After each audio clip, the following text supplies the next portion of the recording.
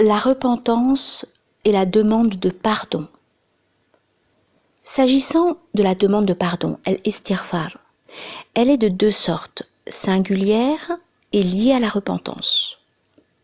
La demande singulière est-elle cette parole de Noé, que la paix soit sur lui, à son peuple, en référence au verset.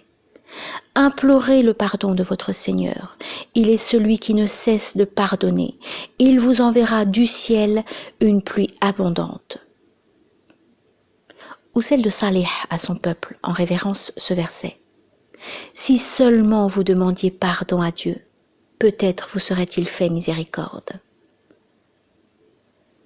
Ou ces paroles divines, demandez pardon à Dieu, Dieu est celui qui pardonne, il est miséricordieux. Et encore, mais Dieu n'allait pas les châtier alors que tu es au milieu d'eux, Dieu ne les châtie pas quand ils demandent pardon.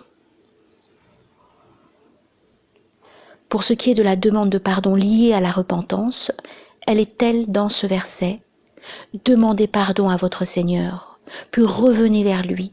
Il vous accordera en ce monde une belle jouissance jusqu'à un terme irrévocablement fixé.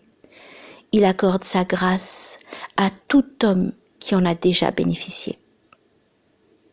Ou dans la parole de Hud à son peuple, demandez pardon à votre Seigneur, puis revenez vers lui. Il enverra du ciel sur vous une pluie abondante. Ou dans la parole de Salih à son peuple, il vous a créé de cette terre où il vous a établi. Demandez-lui pardon, puis revenez repentant vers lui. Mon Seigneur est proche et il exauce.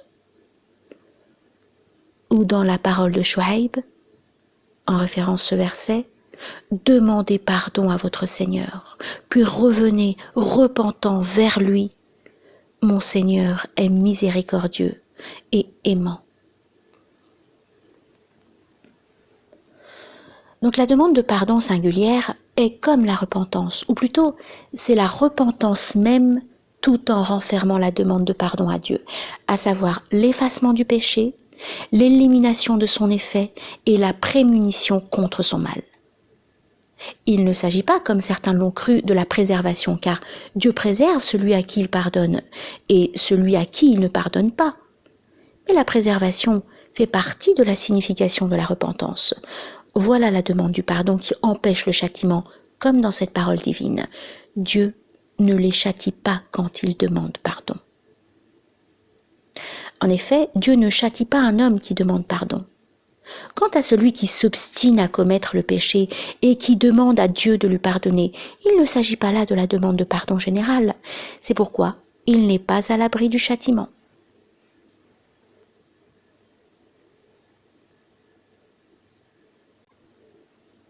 La demande de pardon renferme la repentance et vice-versa. Et chacun de ces termes désigne l'autre au sens général. Mais lorsque l'un de ces deux termes est lié à l'autre, la demande du pardon signifie la demande de protection contre le mal de ce qui s'est déjà passé. Et la repentance signifie la demande de protection contre ce que le serviteur craint à l'avenir comme mauvaise œuvre de sa part. Il y a donc là deux péchés. Un péché consommé pour lequel la demande de pardon consiste à implorer la protection contre son mal, et un péché dont on craint l'arrivée et pour lequel la repentance consiste à prendre la résolution de ne pas le commettre. Le retour vers Dieu englobe les deux aspects.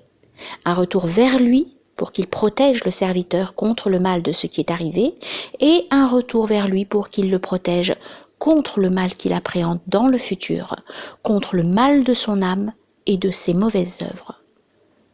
Autrement dit, le pécheur ressemble à celui qui emprunte un chemin, le conduisant à sa perte, et ne le menant pas vers le but recherché. Et il a pour ordre de lui tourner le dos et de revenir vers le chemin où se trouve son salut, car il le mène à son but. Il y a donc là deux choses indispensables. Quitter la chose et revenir vers quelque chose d'autre. Ce qui est spécifique à la repentance, c'est la séparation. Et ce qui est spécifique à la demande du pardon, c'est le retour. Mais lorsque ces deux vocables sont mentionnés distinctement, il porte sur les deux aspects.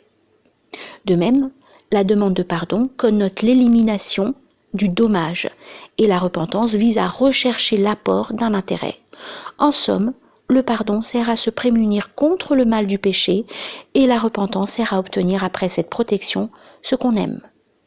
Et chacun de ces deux termes implique l'autre lorsqu'on les évoque séparément. Et Dieu est le plus savant.